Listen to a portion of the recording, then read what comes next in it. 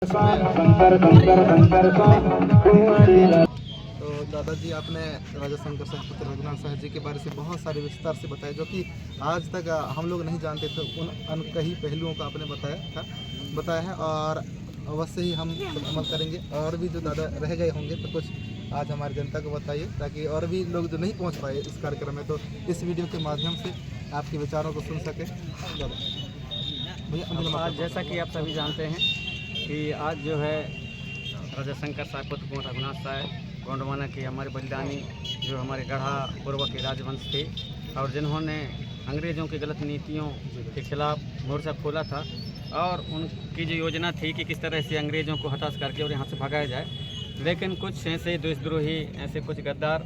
जिन्होंने राजा शंकर साहब पुत्र कुंवर रघुनाथ साहब जी की योजना को और अंग्रेज़ों को बता दिए। डिप्टी कमिश्नर जो क्लार्क है उन्होंने धोखे से माला दाई की पूजा करते हुए, क्योंकि माला दाई की जब पूजा करने जाते थे राजा शंकर साहब रघुनाथ साहब तो उस समय निहत्थे होते थे, अपने जो अस्त्र शस्त्र थे उनको नहीं ले जाते थे साथ में। तो उनको पूरा भेद बता दिया गया कि आपको यदि पकड़ना है राजा शंकर साहब रघुनाथ साहब को, तब जब वो माला दाई की पूजा करने के लिए जाते हैं, जब निहत्थे रहते हैं, उसी समय उनको पूजा करके निकलते समय उनको पकड़ना है। तो जैसे वो पूजा करके निकल रहे थे उस समय उनको पकड़ दिया गया और उन्हें तरह तरह से प्रलोभन दिया गया, तरह तरह से उनको और कहा गया कि भाई आप जो है हमारी बात मान लो, अंग्रेज़ी हुकूमत के खिलाफ आप लोग बगावत मत करो, आपको हम इस तरह से सम्मान देंगे, आपका जो गढ़ा पुरवा है, आपका जो गढ़ है, उस गढ़ के जो राज आपको हम मान्यता दे देंगे, लेकिन उसके बगावत आप मत करो, आपको उचित इनाम दिया जाएगा, आपको बहुत ज़्यादा ढेर पेंशन दिया जाएगा। ऐसा तरह तरह के जो लोग देखा है। लेकिन हमारे जो राजा हैं मातृभूमि की रक्षा के लिए उन्होंने किसी प्रकार से और किसी भी प्रकार से जो है उनके जो लोभ है, उनके जो शर्त है उनको नहीं माना। बोले कि हमको फांसी हो जाए, हमको जान गंवाना क्यों ना पड़े, लेकिन हम लोग मातृभूमि की रक्षा के लिए और किसी तरह से गद्दारों से समझौता नहीं करेंगे। उन्होंने समझौता नहीं किया और उनको 18 सितंबर 1857 में उनको तोप के मोहड़ा के सामने खड़े करके उनको उड़ा दिया गया। बहुत से हमारे जो पुरखा थे वो तो बताते थे कि पहले उनको फांसी पे लटकाया गया और फांसी पे लटका करके उनको शर्त मानने के लिए कहा गया, लेकिन जब वो नहीं माने तब कहा जाता है कि उनको फांसी से उतारा गया। इसके बाद उन्हें जो है अलग अलग खम्भा गड़ाए गए और दोनों खम्भों में अलग अलग बाप बेटा को बांधा गया और बांध करके जो है उनको वही शर्त रखी कि भाई आप मान जाओ। तो बेटा भी देखता था बाप की तरफ और बाप देखता था बेटा की तरफ। जब बेटा देखता था बाप को तो बाप हिला देता था नहीं कि नहीं मानना है बात, और जब बेटा से पूछा जाता था तो बेटा भी सिर हिला देता था कि बात नहीं मानना है। इस प्रकार से दोनों बाप बेटा जो हैं और इस धरती के लिए जब उसने नहीं माने बात तो और तोप के मोहड़ा से उनको उड़ा दिया गया। उनके जो शरीर के जो अंग है वो चिथड़े के रूप में पूरे धरनी पर दूर दूर तक बिखरे पड़े थे, जिनको महारानी फूल कुंवर जी ने बाद में उठा करके और वो भी संकल्प लिया कि मैं भी इस धरती के लिए, और जैसे हमारे पति और मेरे जो राजा हैं और मेरे जो बेटा हैं जिस तरह से वो धरती के लिए रक्षा के लिए प्राण गंवाए, उस प्रकार मैं भी उनके जो मिशन है, उनकी जो योजना है उसको आगे बढ़ाऊंगी। और उन्होंने भी आगे चल करके और अपनी प्राण कुर्बानी दी, वो भी किसी तरह से पीछे नहीं हटे, किसी प्रकार के समझौता नहीं की। तो इस प्रकार से बहुत से हमारे यहाँ से और बलिदानी हैं, कुर्बानी। अभी आप जो हम जिस क्षेत्र में हैं इधर भी एक हमारे जो ठाकुर कुंदन सिंह गौड़ उनका भी अभी इतिहास हमको लाना बाकी है। इस तरह से हमारे जो सिंहपुर गढ़ी सिंगौरगढ़ के राजा हमारे कोर्च गोत्र के हैं, जो राजा ढांगा राजा, उनकी रानी ढांगी रानी, उनका जो बलिदान है उनको भी अभी सामने लाना है। साथ ही हमारे गंदू भोई मलगाम जो हमारे बरसा पलकी थे और हमारे सहपुरा के विजय शाह मरकाम, ऐसे बहुत से जो क्रांतिकारियों का भी जो वीरता है, उनकी जो बलिदान है उनको अभी हमको सामने लाना है। और ऐसे बहुत से ऐसे हमारे जो महापुरुष हैं जिनके बलिदान की कहानी अभी अधूरी है। तो क्रमशः हम धीरे धीरे करके जिस प्रकार से राजा शंकर साहब रघुनाथ साहब गीत गाने के माध्यम से हमने सामने लाने का प्रयास किया, महारानी फूल कुंवर के जो वीरता है उसके इतिहास को सामने लाने का प्रयास किया, महारानी वीरांगना दुर्गावती जी के जो वीरता है उसके इतिहास को और उनके बलिदान को सामने लाने का प्रयास किया, महारानी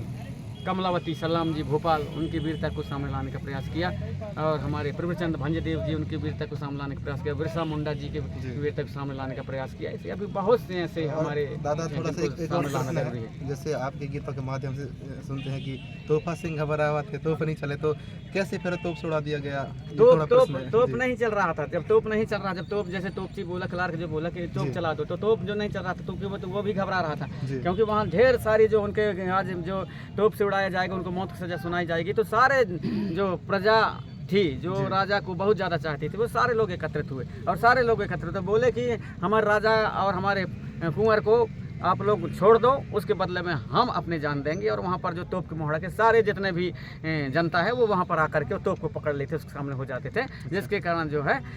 तोप को नहीं चला पा रहे थे। क्योंकि जो मौत की सज़ा है तो मौत की सज़ा राजा को दिया गया था और कुंवर रघुनाथ शाह जी को दिया था, शंकर शाह रघुनाथ शाह दोनों को दिया गया था। लेकिन वहाँ प्रजा सामने आ जाती थी, जिसके कारण तोप नहीं चला पा रहे थे। और कहा भी जाता हमारे पुरखा लोग जब तोप चला रहे तो मालादाई की जो शक्ति है वो हम लोग जो है अपने पैन पुरखों को मानते हैं, तो उनके शक्ति के कारण तो वो तोप भी नहीं चल रहा था। लेकिन अंत में जो राजा शंकर शाह रघुनाथ शाह हमारे पुरखा बताते थे, उन्होंने भी कहा कि ऐसे में जो आने वाले समय है तो जो एक वैज्ञानिक खोज है, जो एक आगे चल कर के और सबको मान होगा, तो उसकी कहीं ना कहीं और अवहेलना न हो। तो उन्होंने भी अर्जी किया कि हे मालादाई, आप यदि आपके धरती के लिए और आपकी सेवा के लिए हम लोग जान गंवा रहे हैं तो आप तोप चलने दें। और तब कहा जाता है कि तोपची ने जब तोप चलाया तो फिर तोप चला, और इस प्रकार से वो जो है तोप के मोहड़ा से उनको उड़ा दिया गया, वो अपने प्राण बलिदान कर दी। और दादा, जैसे आपने बताया था कि अभी उनके वंशज अभी भी हैं, तो हमें बहुत ऐसे कम अवसर मिलता है, तो देख नहीं पाए उनको कि क्या हमारे क्षेत्र में उनका कभी आगमन होगा या हुई है? नहीं, जबलपुर में पिछले साल हमारे जो समधी जी हैं, सम्मानीय तुरमाल डॉक्टर TR वारकड़े जी, उन्होंने जो गोंडवाना के महाराजा शंकर शाह रघुनाथ शाह, गोंडवाना के महाराजा राजपराणी राजा शंकर शाह पुत्र कुंवर रघुनाथ शाह जी के नाम से जो एक पुस्तक लिखे हैं, उस पुस्तक के विमोचन जब पिछले साल करा रहे थे तब उन्होंने उनके जो अभी वंशज हैं सुंदर शाह के लड़के इंदूर शाह के बुलाए थे, वो जबलपुर में आए थे और कचारगढ़ भी गए थे। तो उनको बहुत कम जानते हैं, उनके क्षेत्र में जो है अभी भी उनको राजा ही मानते हैं। तो दादा वो क्या राजा ही महल में रहते हैं कि कैसा नहीं, महल में नहीं रहते, अब महल में नहीं रहते, लेकिन उनके जो मानते हैं, जो क्षेत्र में मानते हैं, तो पहले देवरी का एरिया था, वो देवरी में दिया गया था। बहुत से ऐसे गाँव थे देवरी क्षेत्र में, देवरी से फिर वो लोग कुछ गाँव जो है उधर बेलखेड़ी साइड हो गए थे, दमोह के आगे हैं, तो बेलखेड़ी में इस समय वो रह रहे हैं, ऐसा हमारे समधी जी बता रहे हैं, डॉक्टर TR वारकड़े, तो वहाँ पर वो रहते हैं। लेकिन उधर जो क्षेत्र के जो सभी लोग हैं उनको आज भी राजा जी के नाम से ही पुकारते हैं और उनको राजा जैसे मानते भी हैं। बहुत बहुत धन्यवाद दादा, आपने इतने कभी समय मिले तो आप भी उनकी खोज करें और बेलखेड़ी गाँव जाएँ, उनसे चर्चा करें और उनसे पूछें, और भी जो इतिहास यदि उनके पास में जो होगा। तो वैसे बहुत से ऐसे हमारे राजघराने हैं आज भी, वो अपने जो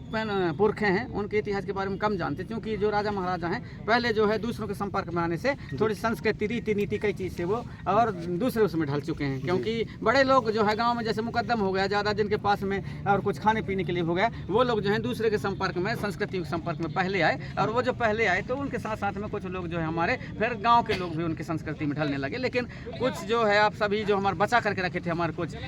पुरखा लोग, उन पुरखा लोगों ने बहुत जो अपनी संस्कृति व्यवस्था, जो हमारी व्यवस्था है गांव बस्ती की व्यवस्था, नार की व्यवस्था, उसको जो बचा करके रखे थे, उसी के माध्यम से आज आप हम सब बात कर रहे हैं, चर्चा कर रहे हैं। और उस जो सुव्यवस्थित जो हमारे नार व्यवस्था है, उस व्यवस्था के जो महानता है, उसके जो सुव्यवस्था की बात है, वो सारे देश के जितने भी वैज्ञानिक हैं, बड़े बड़े ज्ञानी जन हैं, वो सब लोग उसकी सराहना करते हैं और उसके अध्ययन करने के लिए आते हैं। तो गोंडवाना का जो इतिहास है कोई छोटा मोटा इतिहास नहीं, इसका 60 करोड़ वर्ष पूर्व से और गोंडवाना के इतिहास और उसके जो वैज्ञानिक और भूगर्भी शास्त्रियों के माध्यम से, और जितने भी हमारे वैज्ञानिक हैं या जितने भी हमारे इतिहासविद हैं, कहीं ना कहीं उसके बारे में खोज करते रहते हैं। PhD करने वाले या एक से एक बढ़कर के गोंडवाना के बारे में जितना भी PhD करते हैं, फिलोसॉफी करते हैं, उतना ही कम है और उनका दायरा बढ़ता जाता है। बहुत कुछ गोंडवाना के बारे में जानने समझने की आवश्यकता है। और ये कोई गोंडवाना कोई एक जाति के लिए नहीं है, कोई एक क्षेत्र के लिए नहीं है, बहुत बड़ा भूभाग है जो दुनिया का आधा भाग माना जाता था, उसके बारे में जानना समझना और उसके जानकारी और ऐतिहासिक तह तक पहुंचना, उसके भूगर्भ शास्त्रियों के माध्यम से जानकारी या हमारे वैज्ञानिकों के माध्यम से वहां तक पहुंच पाना और पहुंचना चाहिए। और निश्चित ही आने वाले समय में हमारे जो पढ़े लिखे लोग हैं, यहाँ से हमारे कुछ वैज्ञानिक, ज्ञानी, इतिहासविद सभी लोग मिलजुल करके और सामने लाने का प्रयास कर रहे हैं। निश्चित ही और आगे चल करके अच्छा होगा, गोंडवाना का भविष्य होगा। आप सभी हमारे पुरखा व्यवस्थाओं को मानते रहिए, अपने जो पुरखों के जो इतिहास है उनको जानते रहिए। आप सभी ने मुझे यहाँ पर समय दिया और यहाँ पर बुलाया, आप सभी को सहृदय बहुत बहुत धन्यवाद दादा जी, आपने हमें समय दिया, काफ़ी समय हो गया, इसके बावजूद भी धन्यवाद दादा। फुट की थोड़ा सा